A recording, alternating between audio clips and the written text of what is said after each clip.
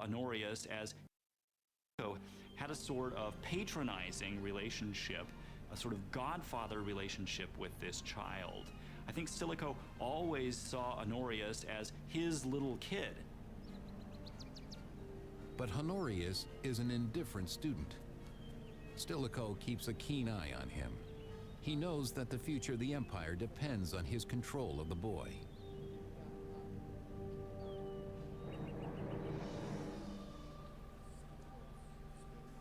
In 397 AD, Stilicho secures his hold on Honorius by marrying the young emperor to his daughter. What he was really interested in is having his grandson be emperor, because he married his first daughter, Maria, to Honorius. So clearly he wanted Honorius's son and his grandson to be emperor. So that would be the only possible way that he could have direct familial influence over the next emperor. The wedding guests are scandalized at the joining of the royal bloodlines with a barbarian. But Stilicho is oblivious to their anger, seeing himself as Roman to the core.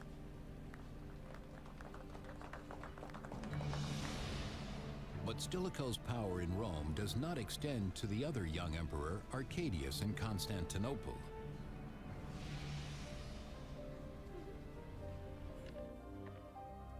There, the 19-year-old Arcadius enjoys the amusements of the imperial bedchamber, leaving important matters of state to his advisors.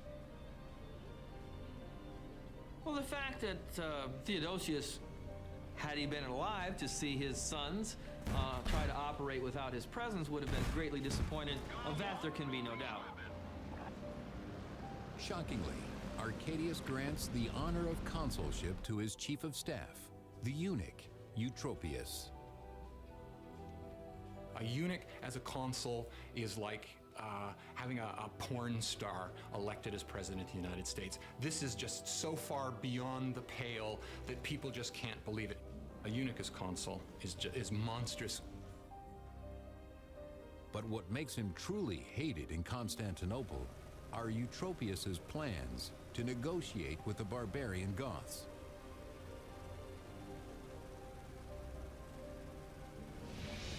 For 3 long years, Alaric and the Goths have raided the Balkans, pressuring Emperor Arcadius in Constantinople to give him the land that his people so badly need.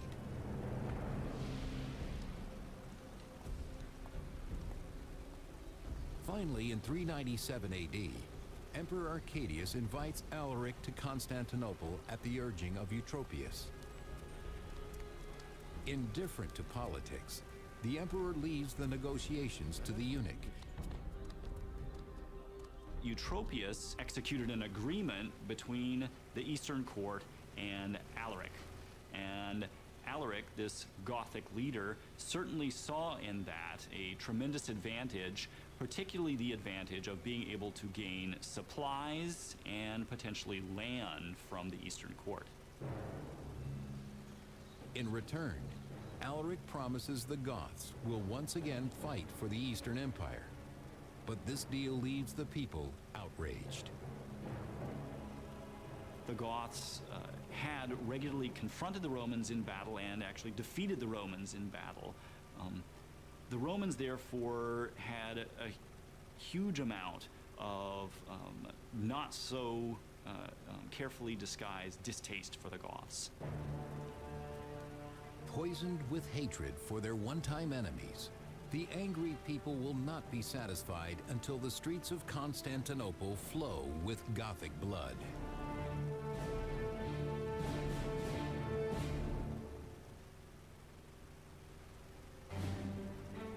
In 397 AD, the Eastern Emperor Arcadius, at the urging of his closest advisor, the eunuch Eutropius, makes a treaty with Alaric the Goth. But anti-barbarian prejudice spreads like poison throughout the city.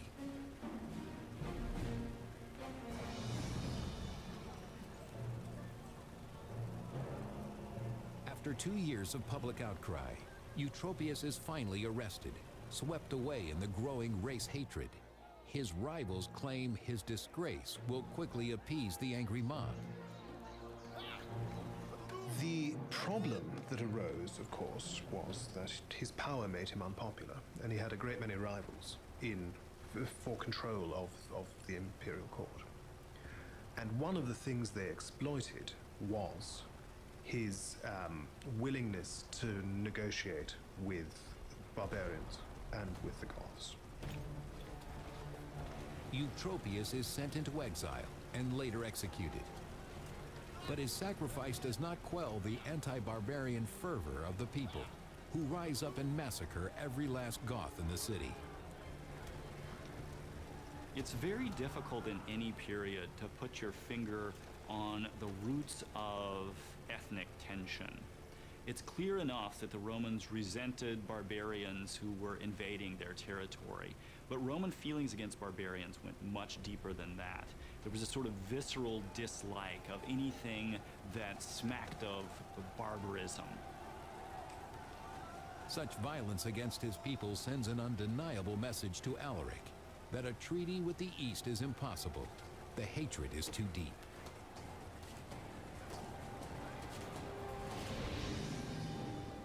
A desperate Alaric takes his people west to Italy, hoping to gain a favorable treaty from General Stilicho instead.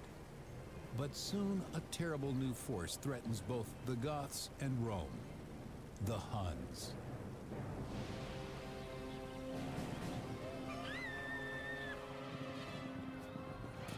Sweeping into the tribal villages at the margins of the empire, the Huns attack and destroy everything before them.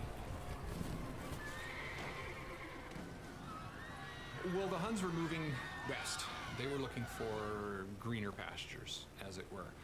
And they're forcing the various Germanic tribes, the nomadic tribes, the settled tribes to move out of their way. The Huns are nasty, they're ruthless, and no one wants to be near them. But to all intents and purposes, they're forcing the others ahead of them like a bow wave in front of a boat, and people are trying to get out of the way.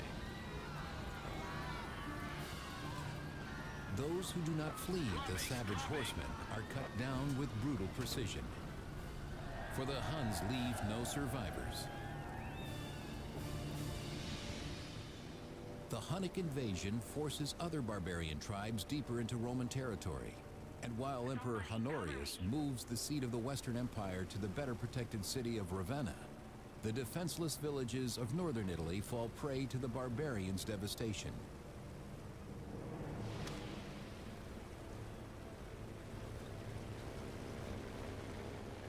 The dwindling Roman forces are overwhelmed. In the Italian field hospitals, General Stilicho watches the numbers of fallen soldiers grow daily, depleting an already sparse army. I think that's one of the main problems that Stilicho faces. He just doesn't have a proper standing army. And it then becomes the major problem of the West. Throughout the 5th century, there isn't a standing army. Something happens, you gotta run around, pay guys, gather sort of whatever mercenaries and whatnot you can, and get off to the battlefield as quickly as you can. With each soldier he loses, Stilicho grows more desperate.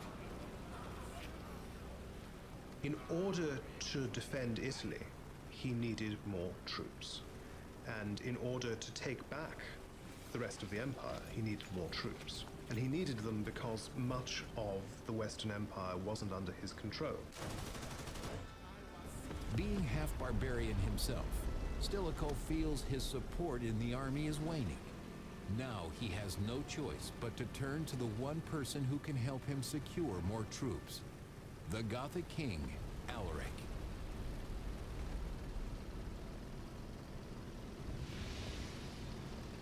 In 406 AD, Stilicho travels to Alaric's camp in Illyricum, modern-day Serbia, offering a deal.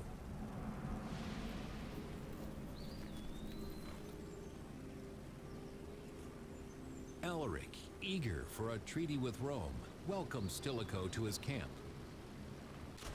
Stilicho brings his old friend Alaric a gift to warm the Goth to his request.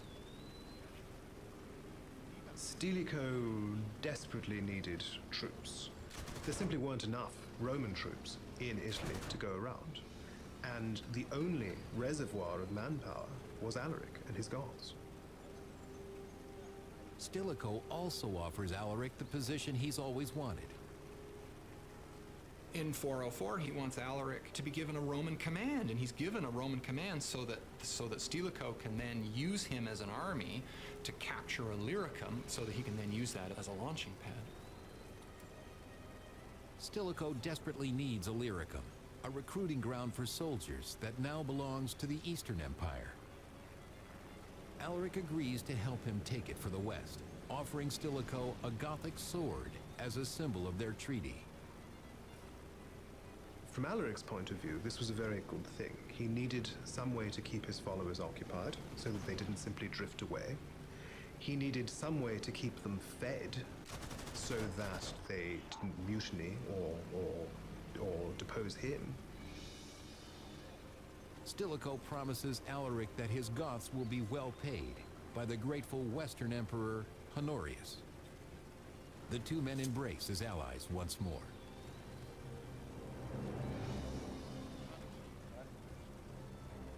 But years go by, and Honorius's court is unwilling to make good on Stilicho's promise to Alaric. Stilicho finds he has lost influence over the young emperor.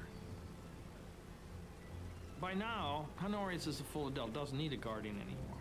Stilicho's position versus Honorius's court, the inner circle, that is a very difficult one, because as Honorius grew into adulthood, his court distances him, Honorius, from Stilicho's influence.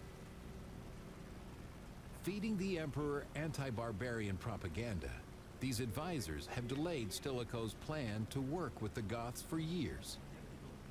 The Goths now demand to be paid for their service as promised. Stilicho needs to come to the Roman Senate, and he needs to ask that the senators themselves produce 4,000 pounds of gold in order to pay off the Goths for this. He has to do so in many ways over the protests of Honorius, so it's very clear that the two of them are beginning to part ways at this point.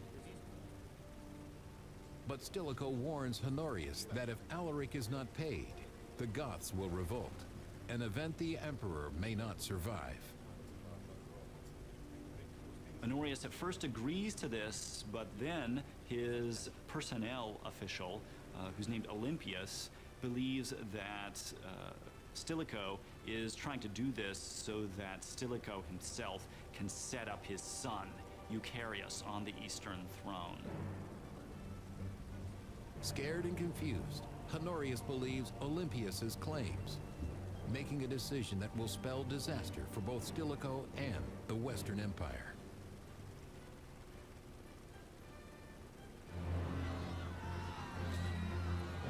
Facing barbarian invasions on the frontier, the Roman general Stilicho appeals to Alaric, king of the Goths, for troops. But Emperor Honorius's advisor, the anti-barbarian Olympius, turns the emperor against Stilicho.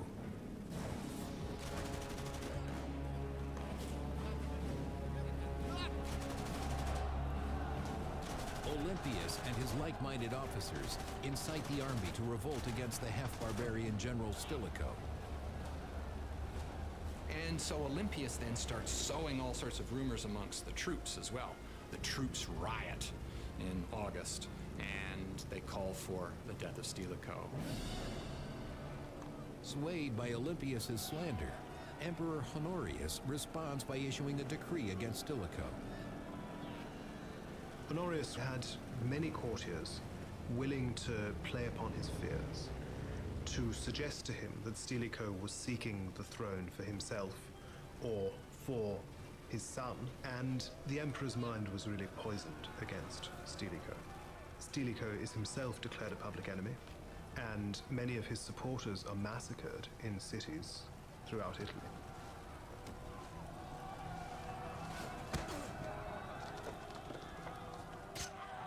Ethnic hatred explodes among the populace. 5th century chronicler Orosius. Stilicho was sprung from the barbarian Vandals, that cowardly, greedy, treacherous, and crafty race. The racially motivated violence is brutal, and the victims are quickly overwhelmed. Determined to cleanse the empire of all barbarians, the Romans now hunt for the general himself. The angry mob of Roman soldiers, eager for blood, finds Stilicho in a church in Ravenna, where he has taken refuge. Stilicho flees to a church and tries to escape the decree, knowing full well it will mean his death. But he's given strong assurances that he's only to be arrested and not to be executed.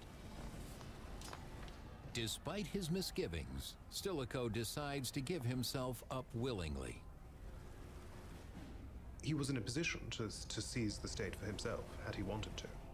But he remained a loyal servant of the ruling family his whole life.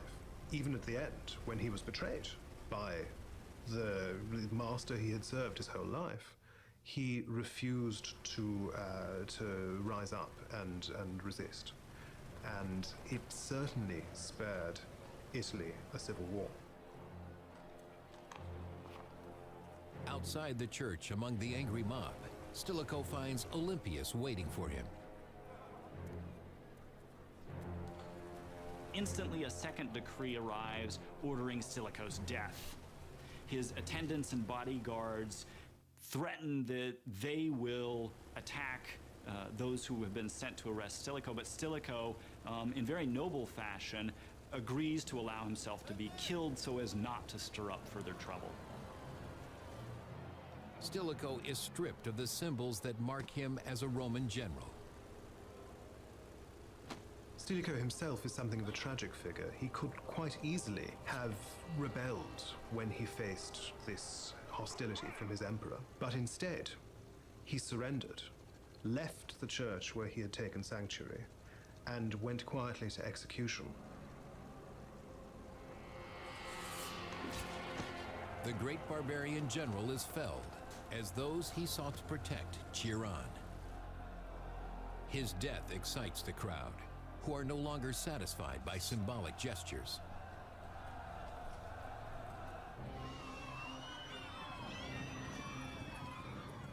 Their hatred of the Goths soon spreads beyond Ravenna to cities throughout Italy.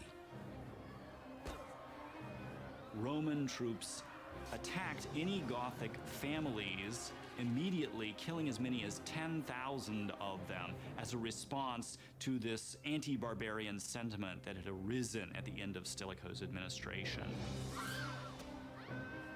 6th century historian Zosimus describes the massacre that occurs in the Italian cities in 408 AD.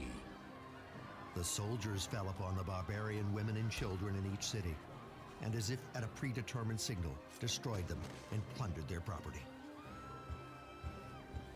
Naturally, those Goths who remained alive and who escaped this massacre were no longer willing to associate themselves with the Romans, and they had an easy and quick place to turn: Alaric's army. 30,000 Goths instantly switched allegiance and joined Alaric. But with Stilicho's death, their treaty with Rome and the money and land it promised them vanish. Alaric and his now powerful army move towards Rome to pressure Emperor Honorius to give them what they want.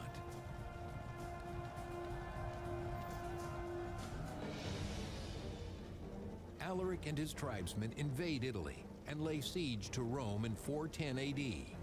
But Emperor Honorius, safe in Ravenna, refuses to negotiate with the Goths.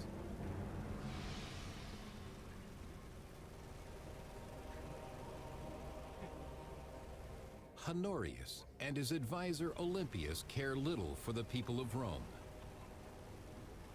So what little by little happens is Alaric's trying to do anything to get Honorius's government to sit across the table from him and talk shop. I mean, we're talking, what's going on here? We're destroying Italy. All I want's a command, someplace to take that command, and the court won't talk to him.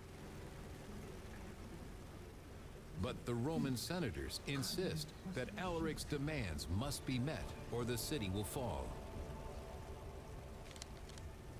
they're negotiating a ransom, in essence, for their city. And what they agree to pay seems like a lot. It's many thousands of pounds of gold. Humoring the senators, Honorius agrees, sending Alaric word of a possible treaty. Come to Ravenna, and we'll come to terms. But the anti-barbarian emperor has his own plans for the Goths. In the chaos following General Stilicho's death, the Goths lay siege to Rome. To save the city, Emperor Honorius agrees to make a deal with the barbarians' king, Alaric. Alaric and his troops begin their journey from Rome to Ravenna to meet Honorius for negotiations in good faith.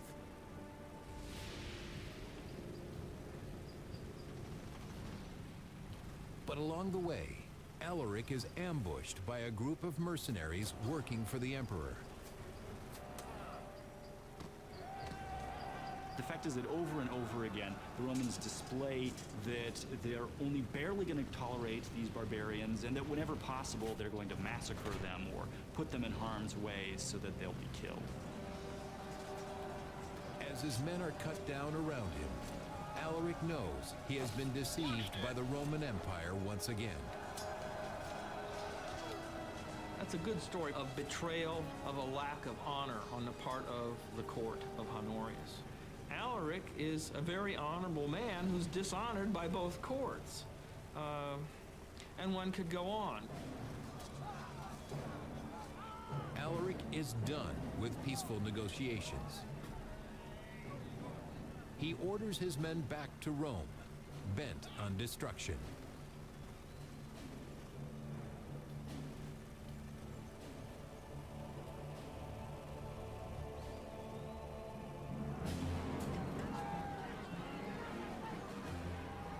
The Goths break through the gates of Rome in 410 AD, and at long last enter the ancient Roman capital. For the first time in 800 years, the great city is sacked. It's important to realize that Alaric didn't want to sack Rome, and he did not want his army to sack the city. It was a decision made out of frustration at the fact that really 2 years' worth of negotiation had failed to get him anything that he wanted. And in the end, he saw no other way forward but to allow his army to sack Rome. Unlike the Romans, who so recently slaughtered thousands of Goth women and children, Alaric orders his soldiers to show restraint. Alaric clearly did his best to stop his troops from indiscriminately killing people or seizing captives. Nonetheless, for 3 days, the Goths plunder the riches of Rome, taking all they can carry.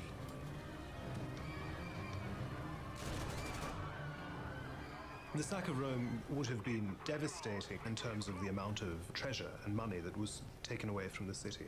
And we can be sure that however mild it was, there was still a great many atrocities perpetrated. There's no question of that. But the deepest effect of the sack of Rome is psychological. A former citizen of Rome, Saint Jerome, writes mournfully about the devastated city. My voice sticks in my throat, and as I dictate, sobs choke my speech. The city which had conquered the whole world was itself conquered.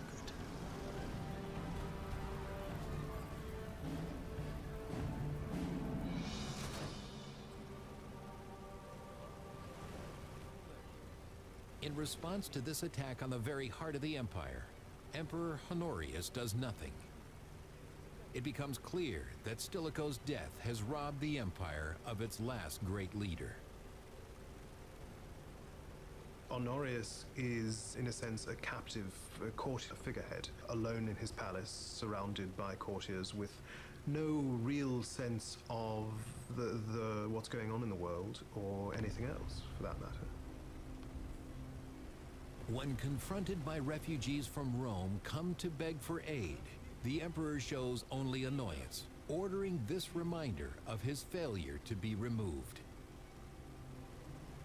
So not only is he distancing himself from the realities of government, he's progressively losing the credibility of the office. Many Romans lose faith in the emperor's ability to defend its people from their barbarian enemies.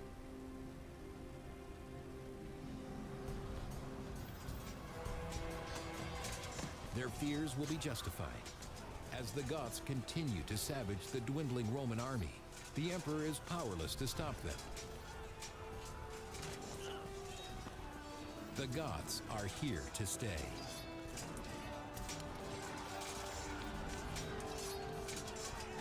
The Gothic kingdom that grows out of Alaric's following is the first real successor to Rome in the West.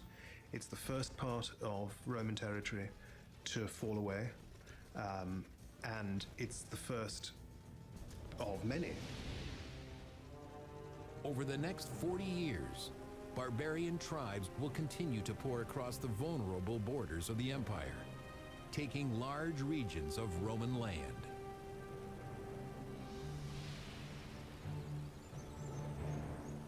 These losses and the fading of the empire were foreseen by General Stilicho, who tried desperately to stop them, only to earn his own execution.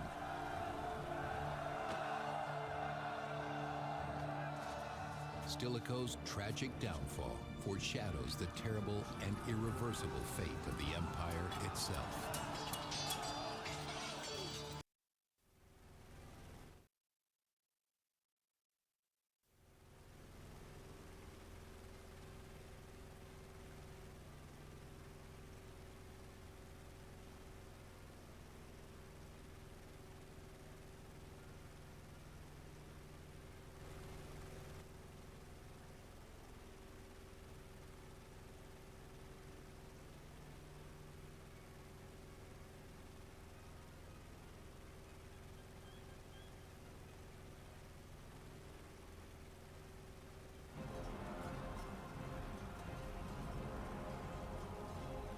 In the late 4th century, endless barbarian attacks poisoned the empire with suspicion and hatred for its own immigrant soldiers. The half-barbarian, half-Roman general Stilicho is not the last to be sacrificed. A bloody death, foreshadowing the fate of an empire on the brink of collapse. Now, in the 5th century, over 500 years after the death of Julius Caesar, the Roman Empire is ravaged by war and is quickly losing land to its foreign invaders. In the midst of this chaos, 3 Roman generals compete for the power of emperor.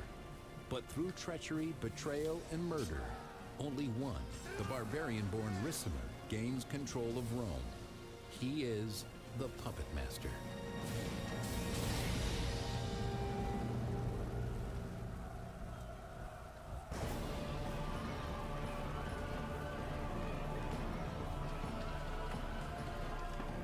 In 455 AD, the ancient city of Rome, once a pinnacle of civilization, is sacked by a violent tribe of Vandal barbarians. Vandals have come from North Africa to the capital of the Roman world, as it used to be anyway. The Romans are shocked and terrified that barbarians could come to their ancient cultural center and literally take anything that they wanted. After centuries of endless barbarian attacks, Rome has lost control of the Mediterranean. Desperate, the empire offers up its last and greatest treasure, the land itself. In exchange for peace, Rome grants its fertile soil to the barbarian tribes. The problem is that they had no choice. And so the Romans just negotiated with them and said, okay, you're here, we can't get you out, we'll give you this territory. And Romans just gave it away. The empire has been officially divided between East and West for over 75 years. But while the East remains strong, the West has lost most of its territory to the barbarians.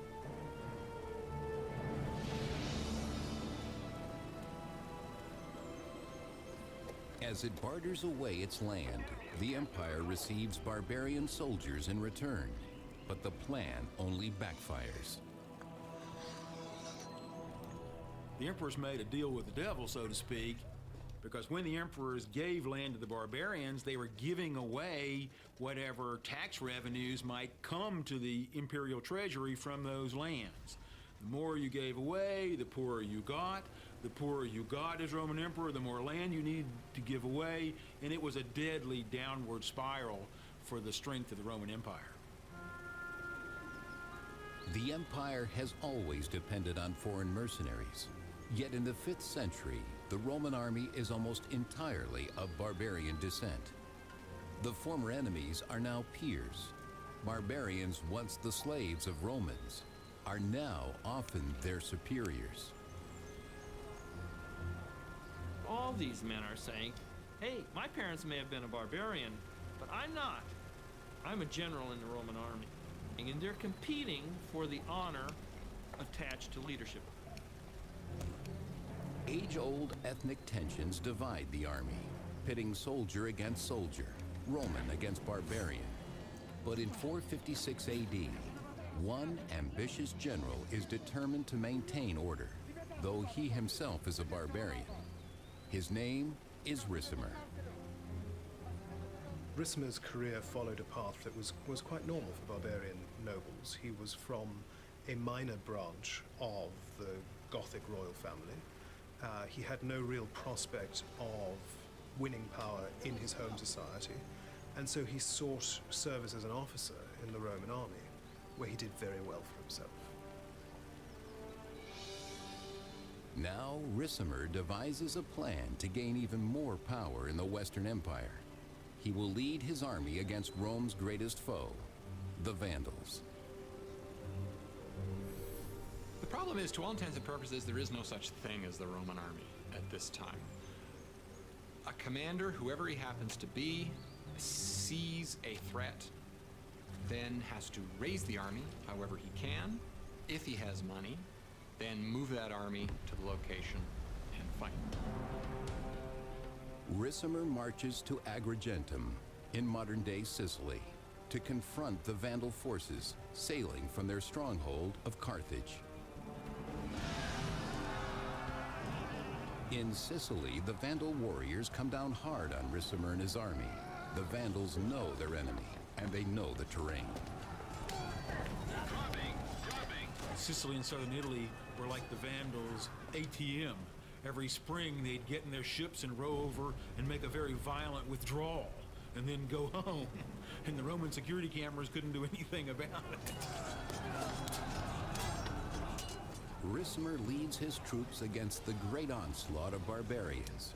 Yet despite his own military training, his army of mercenary soldiers is at a disadvantage. The Roman army, by the middle of the 5th century, is no longer the army that it had been 100 years before. For one thing, it's considerably smaller. For another, it's less well armed. And it's certainly less disciplined.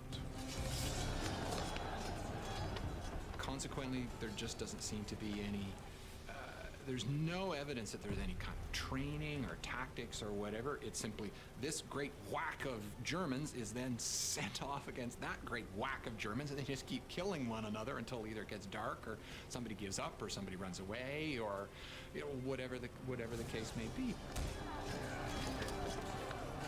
Though the skill and discipline of Roman formation has been lost for decades, the Vandals are unable to break Ricimer's men. The Roman army claims victory, not for the empire, but for their great leader.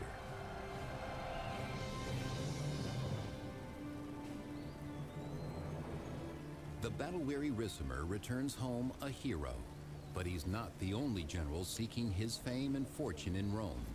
Two old friends from his youth are equally ambitious, Majorian and Aegidius. Ricimer, Majorian, and Aegidius had all effectively been fellow junior officers, and their careers had marched in step with one another over the years.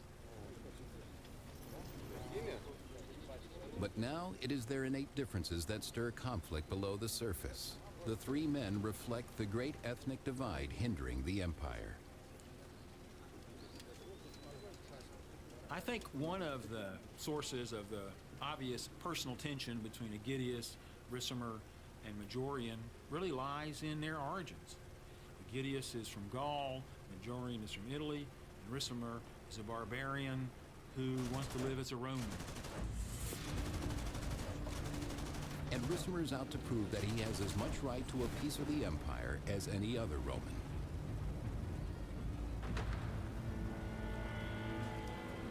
But the competition for absolute power in Rome is not limited to Ricimer, Majorian, and Aegidius. They must now swear allegiance to a new emperor, Avitus, whose tenuous claim to the throne rests only on his formidable barbarian entourage. It's quite clear that Avitus's regime rested on a foundation of Gothic military support, and that the Gothic king was Avitus's most influential and, in some ways, absolutely indispensable. Had a feeling I should have reversed it. No. With his Gothic bodyguards, Avitus is untouchable.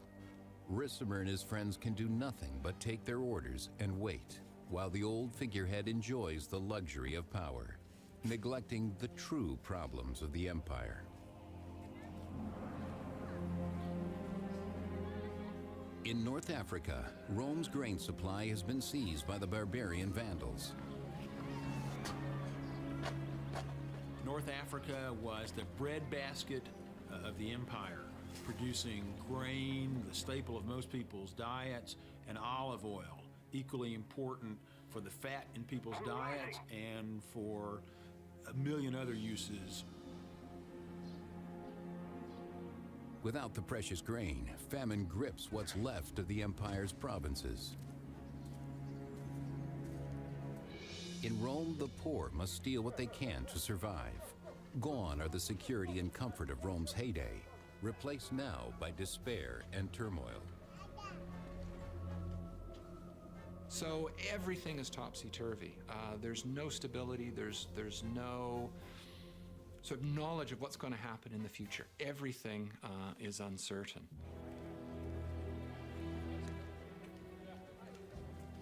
The situation at the imperial palace soon declines as well.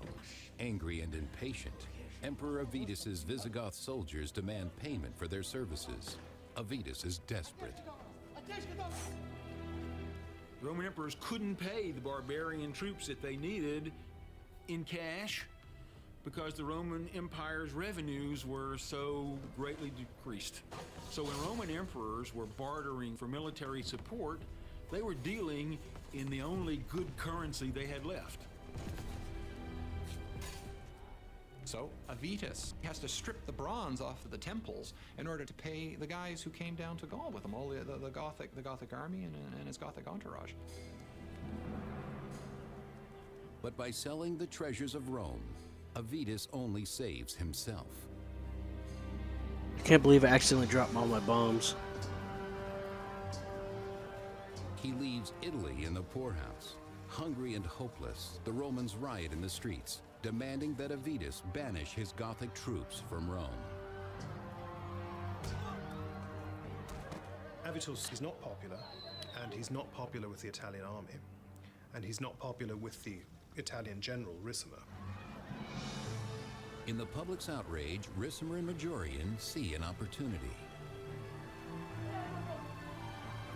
Avitus was in a desperate situation, and when the barbarian Roman commander Ricimer decided that Avitus was a losing proposition, Avitus had no choice except to flee.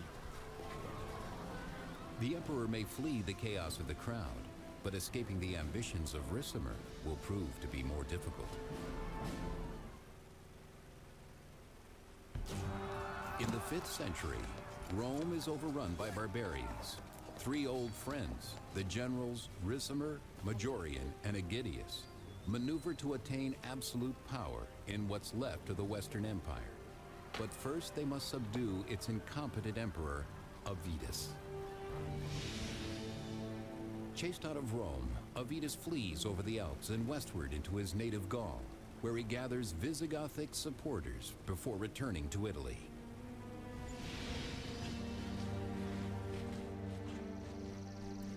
With the support of his fellow Gauls, Avitus hopes to easily regain the throne.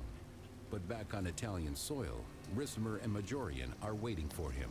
The ambush is brutal. These battles are up close and personal because you have to be able to kill them from up that close. So there's pushing, there's shoving, there's running back. There are dead bodies to climb over. There are injured men yelling. In the bloodbath, the army of Avitus is annihilated. But in a surprising turn, Ricimer spares the emperor's life on the battlefield.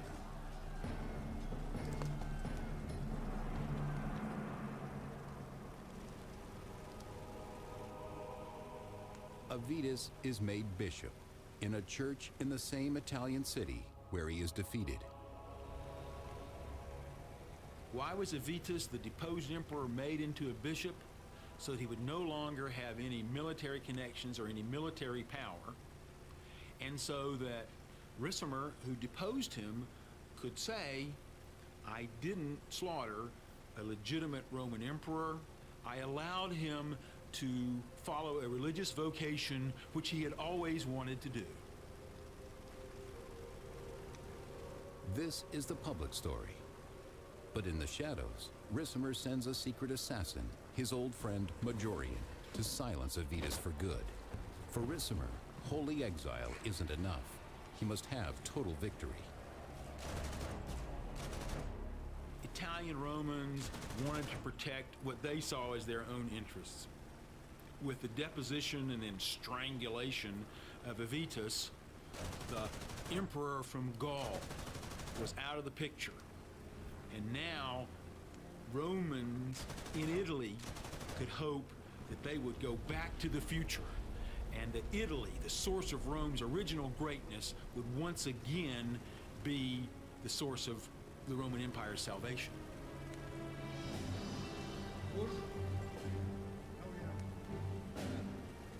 With the Emperor Avitus finally gone, Italy celebrates. But the mastermind behind Avitus's death has no plans of proclaiming himself as a replacement. Ricimer himself will have realized that he could never survive as emperor. It would have been unacceptable for a barbarian warlord with indeed royal connections to barbarian royal houses to assume the Roman throne. No barbarian leader really contemplated it seriously. Instead, Ricimer names a man he thinks he can control, his best friend. Majorian, the man whom Ricimer decided to make emperor instead of himself, was an Italian. Ricimer had gauged the sense of especially the Roman upper class in Italy. The Roman upper class in Italy wanted an Italian emperor. Ricimer decided he'd be the power behind the throne and make Majorian, that good Italian, into the Roman emperor. Like the Wizard of Oz, however, behind the curtain, Ricimer was going to pull the strings, or so Ricimer thought. With the new regime, the three old friends enjoy the spoils of power. Ricimer is named Master of Soldiers in Italy, and Aegidius is sent on assignment to his native Gaul. Aegidius is reasonably successful. We have a number of sources that say very positive things about him, both as a commander as an individual. So he seems to have been a very charismatic and successful military commander.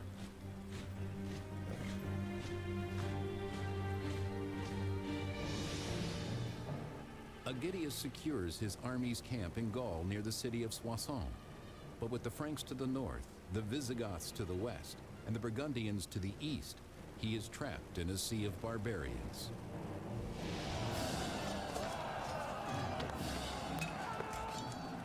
Under constant attack from their barbarian enemies, Aegidius and his army rise to the occasion, determined to defend Roman Gaul at all costs.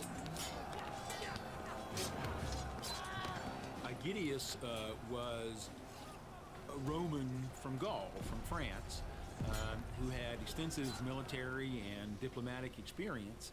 And the Roman hope was that he could prevent further, especially Gothic, incursions in Gaul and protect what admittedly small part of Gaul was still part of the Roman Empire.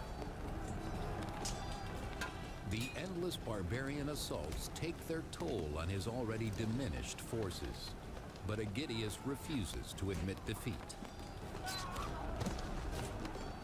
At this stage, Aegidius, in the 450s, there's still hope, perhaps, and he clings on to this view and tries and hopes for a restoration of Roman power.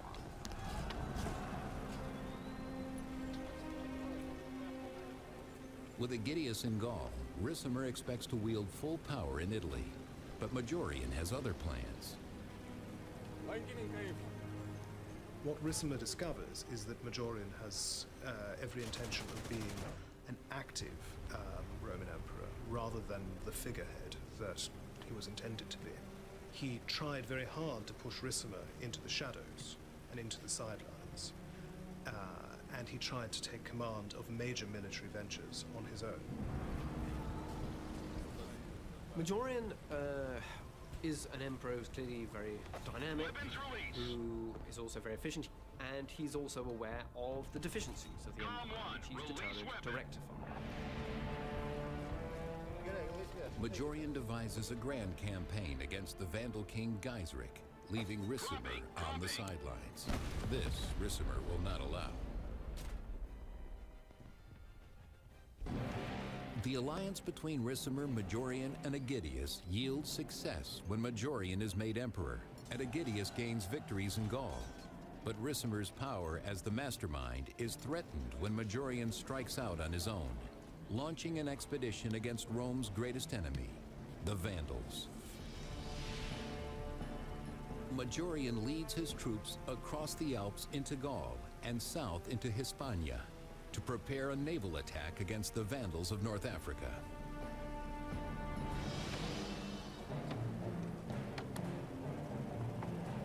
Majorian commissions carpenters to build the strongest, fastest ships, hoping to overpower the great fleet of the Vandal king Gaiseric.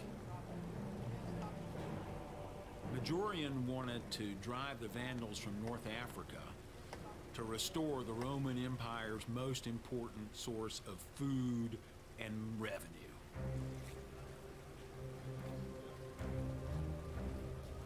Camped near the Mediterranean coast, Majorian takes every precaution for his important and expensive mission. Majorian is, by all the evidence we have, careful. He sends scouting forces across the Straits of Gibraltar, tests the waters, if you will, of local support for a landing, because it's going to be a landing operation. It's not exactly D-Day, but it's going to be, by late Roman standards, a very significant naval action here.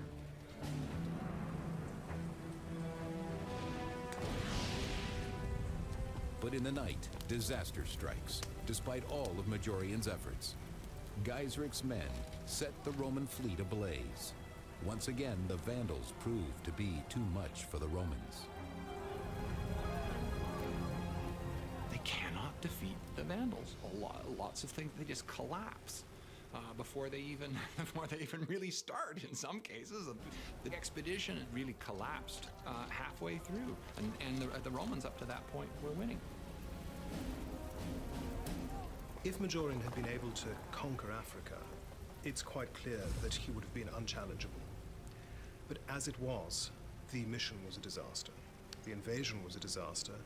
The fleet that had been collected to carry the soldiers across the Mediterranean was burned in the harbor where it was being mustered.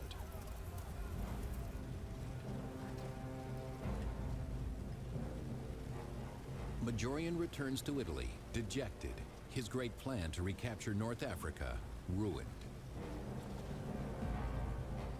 This is a humiliating act in part of Majorian.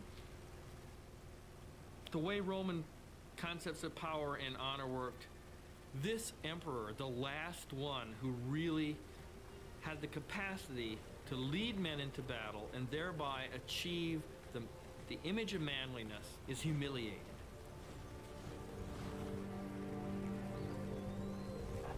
Weapons release. Along the same wooded road to Rome, a troop of soldiers rides to intercept the emperor. It is the honor guard of Majorian's old friend, Ricimer. Majorian was the first military emperor that Rome had had in years and years and years. But with the failure of the Vandal expedition, Ricimer, for some reason or other, decided to get rid of him. There may have been other things going on. Majorian may have blamed the failure on Ricimer. Ricimer may have blamed the failure on Majorian. We have no idea. 5th century writer John of Antioch.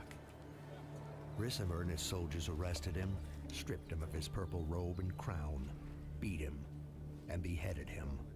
Thus ended Majorian's life.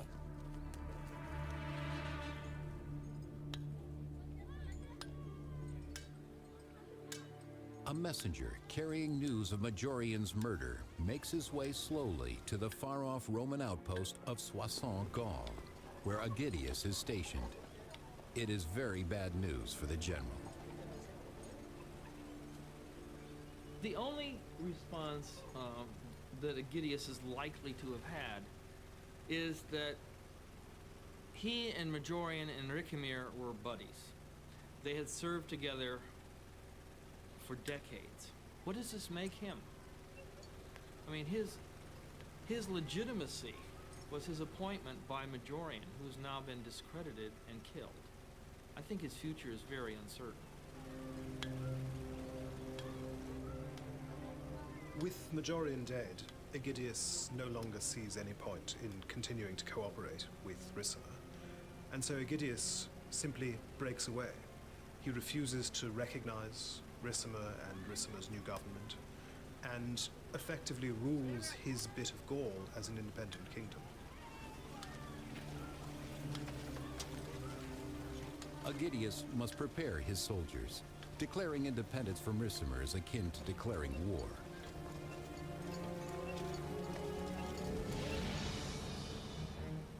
Rejecting Ricimer's rule in Italy, Aegidius considers his kingdom of Soissons the last vestige of the Roman Empire. There's no evidence that they're responding to orders from Ricimer or anyone else in Italy. They're on their own. They're completely independent. So the fabric of the empire is now broken down into pieces. In Rome, Ricimer prepares for war as well. But first he must find a new emperor to do his bidding. This time, there is no dispute. The man he chooses is no more than a puppet, Livius Severus. No one wants to be emperor. It's not a job that anyone needs. The only person who needs an emperor is the generalissimo. He's the guy who needs the emperor. Nobody else needs one. So Ricimer's there, and he needs an emperor. So he's the one who appoints the successor to Majorian, Livius Severus. With the new emperor Severus by his side, Ricimer can do as he pleases, and nothing will please him more than getting rid of Aegidius once and for all.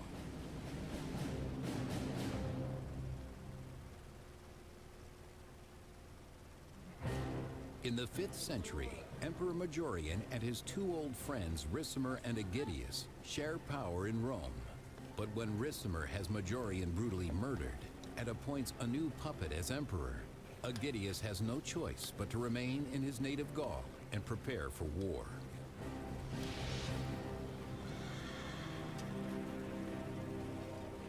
After such a personal betrayal, Aegidius and his men are ready to do battle with Ricimer. The power alliance between the three old friends has been hijacked, and Aegidius is left out in the cold.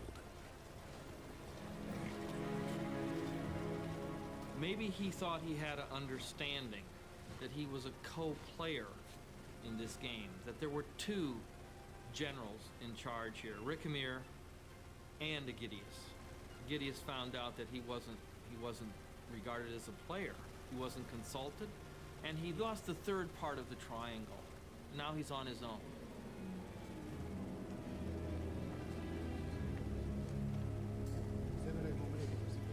But Ricimer is already making plans to block Aegidius's impending attack. With the new emperor, Severus, under his thumb, Ricimer makes a deal with Rome's one-time enemy, the Goths. Ricimer saw this as a really serious threat, Aegidius's proposed invasion of Italy. So Ricimer did the smart thing. He made an alliance with the Goths, who were in Aegidius's rear. Goths, Aegidius, Italy. Because Ricimer knew if the Goths could put pressure on Aegidius from the back, Aegidius couldn't come to Italy, and that's in fact what happened. Just as he has always done, Ricimer commissions someone else to do his dirty work. Emperor Severus proves to be the perfect puppet for Ricimer, happy to allow the war against Aegidius to unfold. As Aegidius moves his troops south from his kingdom in Soissons, Gaul, he is attacked by Ricimer's army of Goths outside the city of Orléans.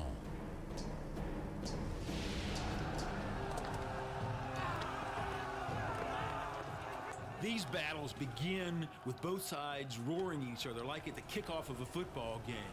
There was an actual word for it. It starts out with a low growl, and then all the soldiers eventually are just yelling at the top of their lungs.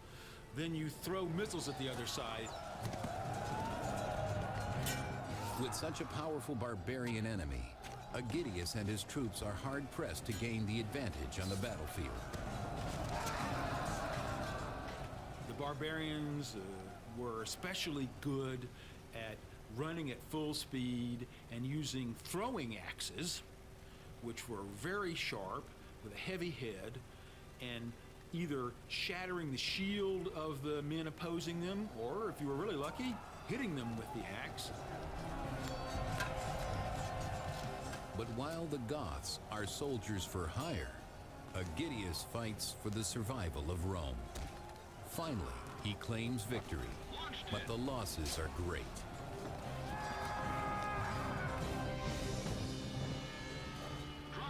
Dropping. In the field hospitals of Gaul, Aegidius and his men recover from the Gothic attack, but he knows there will be more. Aegidius has his hands full, essentially. These deals that Ricimer cuts with kingdoms in his vicinity obviously mean that he has to deal with these. These are going to be his priority. He's going to be busy in Gaul and not be able to detach any forces to invade Italy. He just simply doesn't have the resources to deal with it. Desperate to vanquish Ricimer's forces in Rome, he turns to an unlikely source for help. Aegidius sends a messenger south to Rome's most menacing enemy, Gaiseric, who, as king of the Vandals, had taken North Africa, the breadbasket of the empire, over 20 years earlier. He sends an envoy to try to strike a deal, and Aegidius must have been very worried about how this deal would be perceived if it got out to be public knowledge. On the one hand, people could see, well, if we can reach a real deal with the Vandals, then we have a real bright future. But on the other hand, what will we have to give up to deal with these people who've taken away the most precious, the richest part of our empire?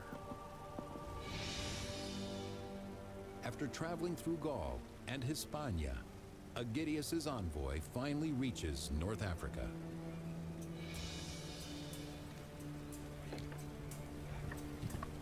In the Vandal camp, the messenger delivers Aegidius's plea. It looks as though Aegidius may have sought to establish some sort of relations with Gaiseric in North Africa from the point of view that they both have a common enemy, that is Ricimer in Italy, and therefore that Ricimer could be caught between Gaul and North Africa, a potentially very dangerous position for Ricimer. The barbarian king Gaiseric could be the last best hope for the Empire's survival. Surrounded by barbarians in Gaul, Aegidius is unable to drive his army against Ricimer and the puppet emperor Severus. With nowhere else to turn, Aegidius sends a plea for aid to the Vandal king Gaiseric.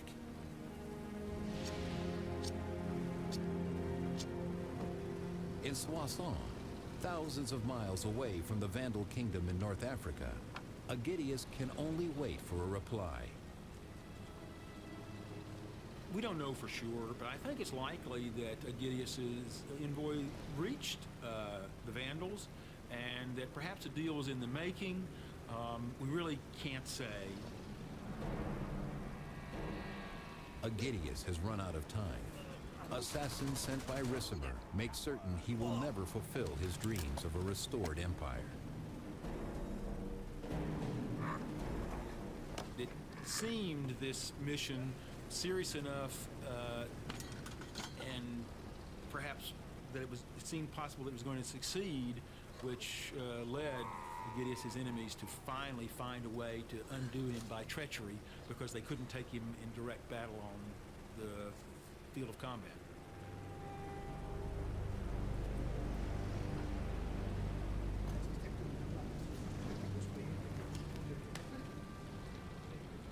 With Aegidius out of the way, Ricimer's hunger for power only increases, and his thirst for blood cuts short the life of his puppet emperor, Severus. Ricimer makes and unmakes, through violence, a series of emperors, trying to find that front man who would allow Ricimer to really be the power without developing ambitions of his own. The problem for Ricimer was that when he put a puppet on the Roman throne, that puppet didn't want to remain a puppet.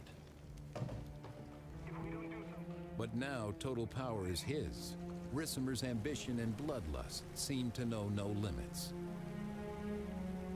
For 2 years, Ricimer rules Rome without naming an emperor.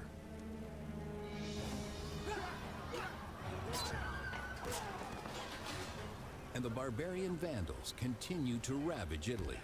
Any alliance they might have had with the murdered Aegidius is now as dead as the general himself. As Ricimer sits on his impotent throne, they take the empire away, piece by piece. When the Western Empire starts to disintegrate, it disintegrates very rapidly. In a sense, the Roman Empire doesn't actually fall, it simply splinters away until the title of emperor becomes meaningless. Ricimer's continued failure against the Vandals only makes matters worse. As the Vandals strike against the Eastern Empire's coastline, its capital of Constantinople is finally forced to move against Ricimer before it's too late.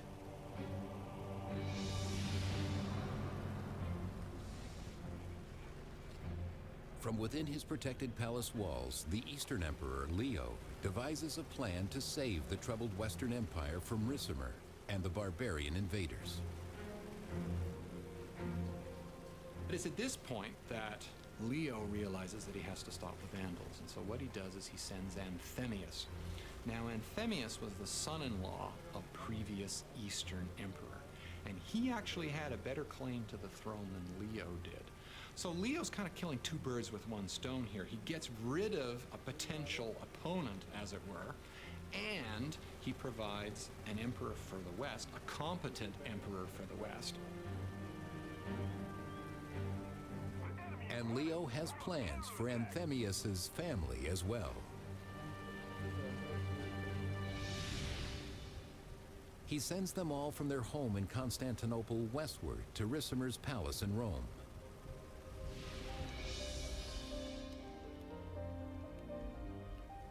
Anthemius's young daughter, Alypia, is offered to Ricimer in marriage in an attempt to subdue the ambitions of the bloodstained general, while Anthemius assumes the throne of the Western Empire.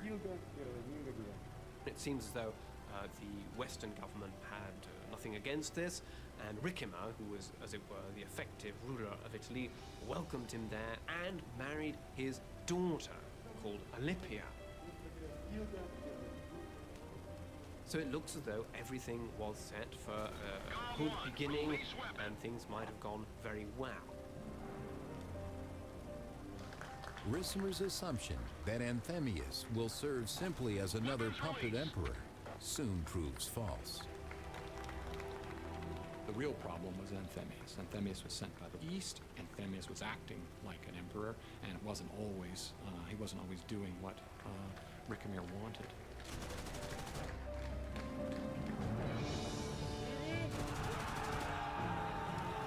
In 468 AD, with Anthemius now maintaining control in the west, the Eastern Emperor Leo finances a large-scale expedition against the Vandals in Sicily. There is no example of the East helping the West militarily unless their own interests are involved. And almost always it involved the Vandals, because the Vandals had this giant port, they had a fleet, and of course this is what prompted the big expedition in 468, because they were now actually able to attack the East. The fuck? Anywhere. Why wasn't it on fire? But Ricimer cannot tolerate Anthemius, who, backed by the Eastern Empire, diminishes his own hold on power. And the tradition in the West by this point was that the emperors were merely figureheads, that Ricimer made the important decisions, made emperors and removed them, and conducted military operations himself, whereas Anthemius was perfectly capable of doing this himself. Filled with jealousy, Ricimer sabotages the attack, assassinating Rome's own commanders, leaving the Empire's forces... You mean I died for nothing? What the fuck? The whole thing falls apart, and then unfortunately, the fleet, which is headed by Leo's brother-in-law, it falls apart as well. The ships are burned. Everything is a complete disaster. After the Empire's crushing defeat in Sicily, Ricimer spends months gathering troops in Milan before launching a full-scale attack on Anthemius in Rome.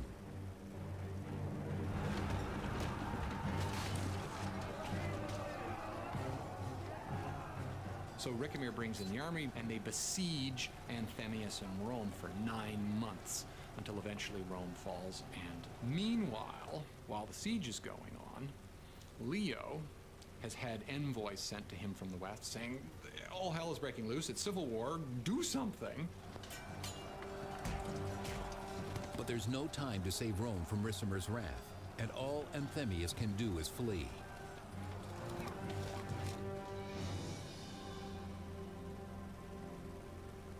In a familiar scene, the deposed Anthemius seeks sanctuary in a church. Well, we know that the besiegers broke into Rome early in July of 472, and that Anthemius's followers scattered. Anthemius disguised himself as a beggar and was caught probably at the shrine of the martyr Chrysogonus.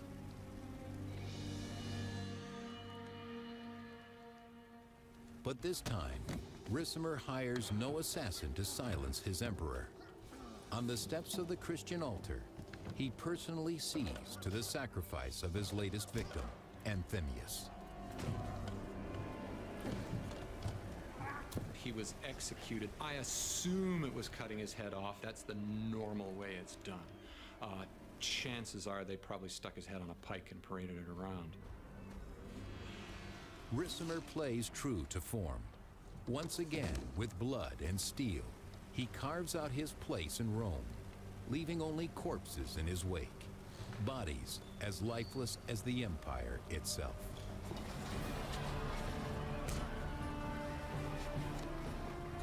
Again, without an emperor, Rome succumbs to anarchy and violence. Barbarians meet little resistance as they raid the towns of Italy. They go out and they sort of rape, loot, and plunder, attack cities and whatever else, and then come back. And this is what people have to face every year. So there's no stability Ricimer does nothing as the Empire self-destructs. He cares only for himself, as always, garnering his power from the Empire's weakness. So now there's a peculiar circumstance here. We don't seem to need a real emperor, and it's hard to find a role that's clearly cut out for the commanding officer of the Western armies. One could really question why we have any imperial government at all. This society is slipping out of the structural system that we had identified with the Roman Empire. Ricimer is a man who has built his career and power on the countless dead bodies of his enemies, both barbarian and Roman. Now he is alone, master of an empire in name only. In such turbulent times, even the details of Ricimer's death are fragmented. Priscus, the only source, tells us that he died vomiting copious quantities of blood. Hemopleiston. And that's it. And so we have no idea whether it was, an ulcer or cancer or what. With the sources, we have no idea.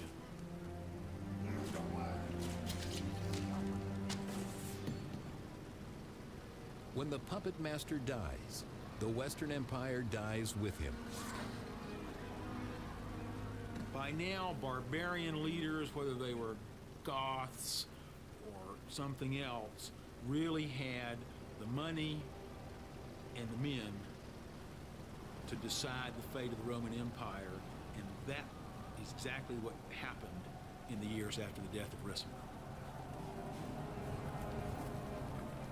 Ricimer's struggle to dominate brought nothing but ruin to the empire he hoped to control. Yet in his absence, its future grows even more bleak.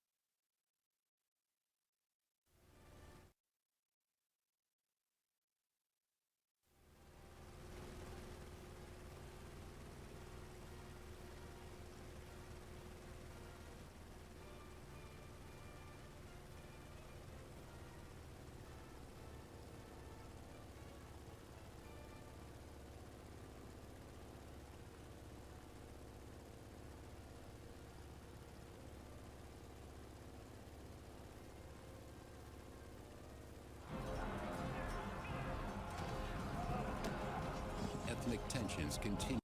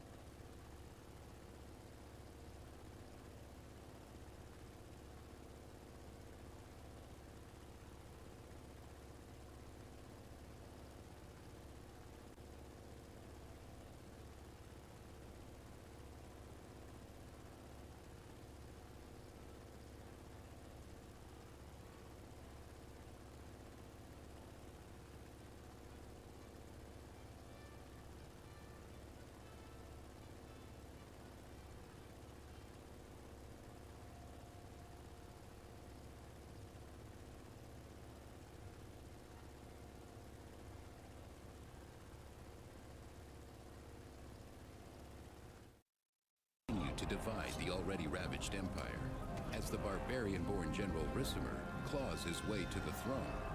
Hungry